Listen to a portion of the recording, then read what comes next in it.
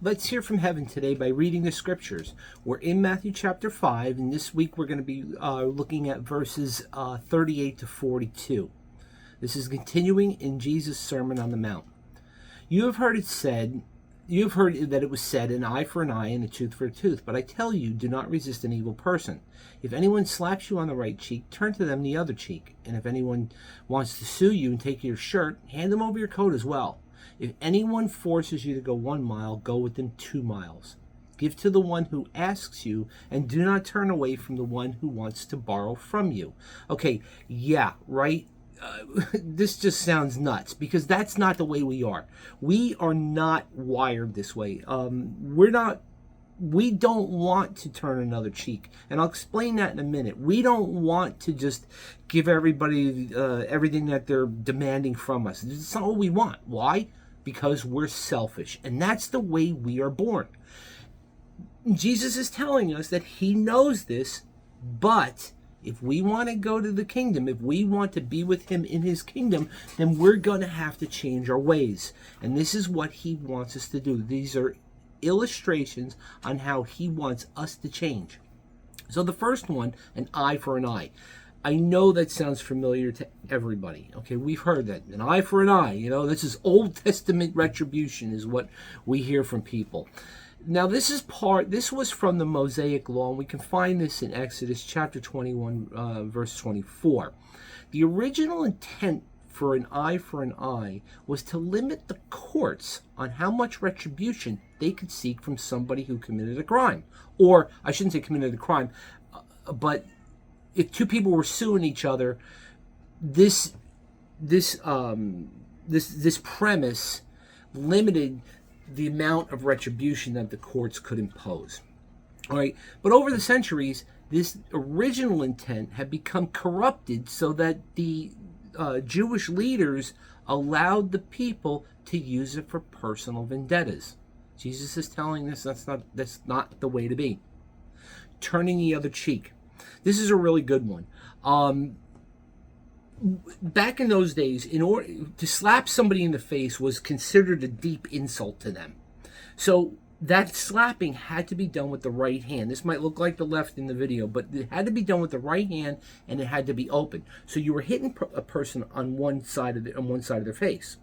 Jesus is telling them, when that happens, turn the other side, because what that does is that forces either that person to give a backhand or their left hand, which was against the law. It was actually punishable to slap somebody with your left hand or your backhand.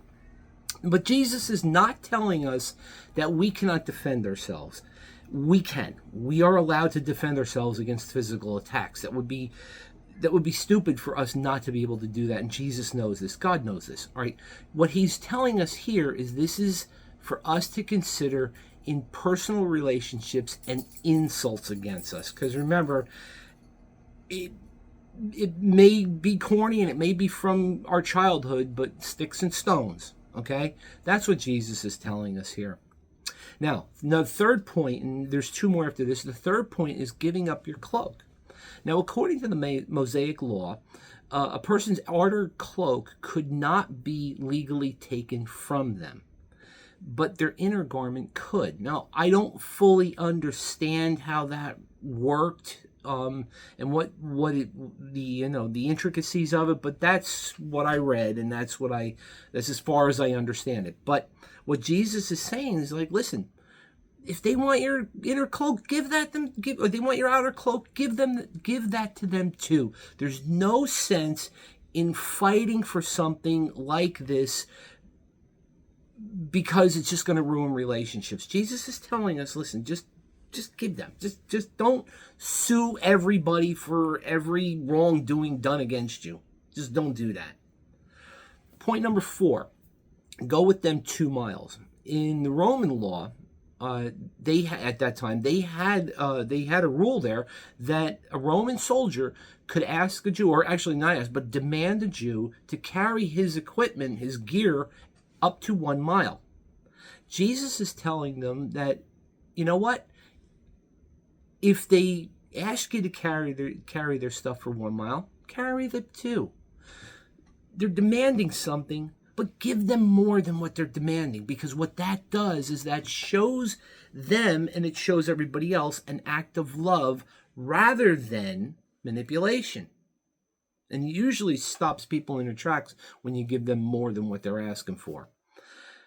5, give to him who asks. This thought sums up the previous illustrations. Jesus is telling us that we are to love others and resist retaliation or retribution.